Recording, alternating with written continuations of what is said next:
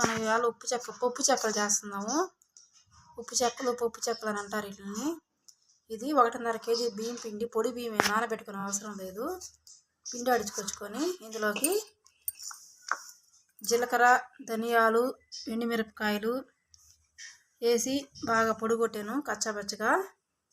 తర్వాత తగినంత ఉప్పు తర్వాత మళ్ళీ చూసుకొని వేసుకుందాము.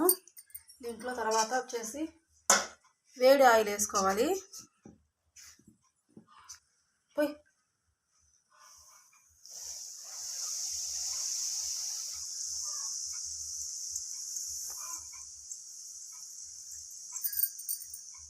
వేడి ఆయిల్ అండి పోసే పిండిలోకి ఇప్పుడు కొంచెం కలుపుకోవాలి. చల్లారినాక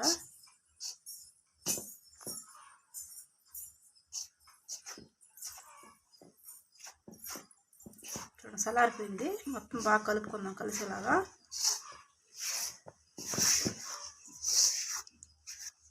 ఈ వేడి ఆయిల్ ఇట్లా వేస్తే బాగా కరకర అంట వస్తాయండి. ఇందులోకి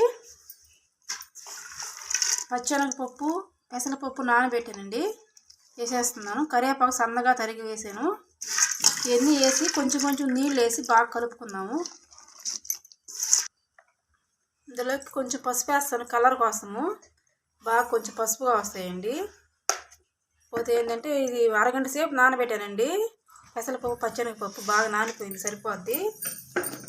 ఇప్పుడు బాగా కలిపేసుకుందాము ఇందులో వాటర్ వేసుకొని.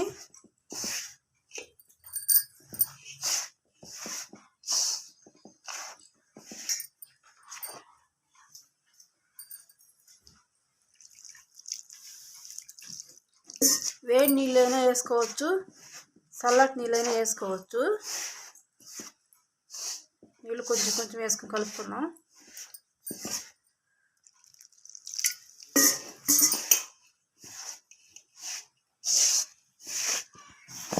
చూడండి, నీళ్ళు పోసుకొని ఇట్లా ముద్దగా కలిపేసుకోండి. నేను ఒక ముద్దలాగా చేయలాగా చిన్న ముద్దలు కలిపేసాను. అంతేనండి.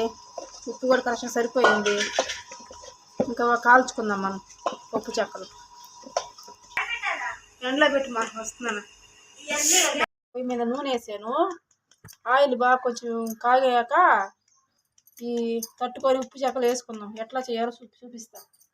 ఇట్లా ఫస్ట్ చిన్న ఉండలు చేసుకొని ఆయిల్ అంటుకొని బాగా పలసగా, ఎంత పలసగా వస్తే అంత పలసగా చేసుకుందామండి. ఈ లోపల ఆయిల్ వేడెక్కిపోద్ది, అప్పుడు వేసుకుందాము.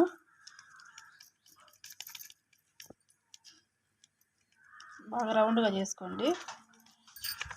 చూడండి, ఇట్లాగా ఆల్రెడీ ముందు కొంచెం చేసి పెట్టున్నాను. ఆయిల్ వేడెక్కే లోపల మరిగింది చేసుకుందాము. తర్వాత ఆయిల్ వేసుకుందాం. ఆయిల్ వేడెక్కిందండి. ఇప్పుడు ముందుగా తట్టి పెట్టేసుకున్నాం కదా, అన్నీ మనం వేసేస్తున్నాము.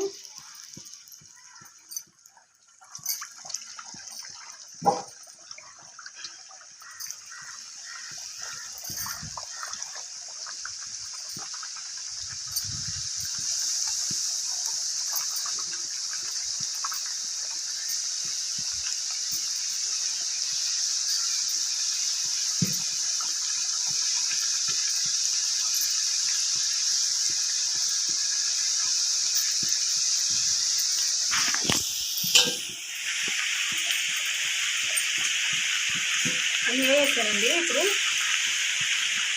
రివర్స్ చేద్దాం. కొంచెం కాలినాక పైకి వచ్చినాక రివర్స్ చేయాలి, లేకపోతే విరిగిపోతాయి. చిన్నగా రివర్స్ చేద్దాము.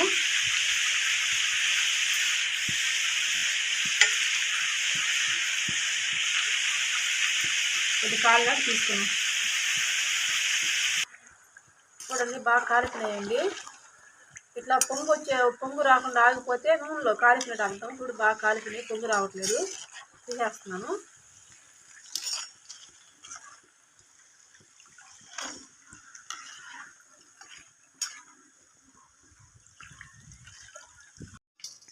తీసేసానండి. నూనె కూడా బాగా ఉండిపోయింది. ఇటు పక్కన పెట్టేసుకుందాం. చల్లారినాక ఒకటి టేస్ట్ చేసి చూద్దాం ఎట్లా ఉందో. చూడండి, అన్నీ రెడీ అయిపోయినాయండి. బాగా కాల్చేసాము. ఇప్పుడు ఎంత బాగా వచ్చేది, గరగరామంట బాగా వచ్చేయండి. టేస్ట్ కూడా సూపర్గా ఉంది. నచ్చితే లైక్ చేయండి, షేర్ చేయండి, మా ఛానల్ సబ్స్క్రైబ్ చేసుకోండి.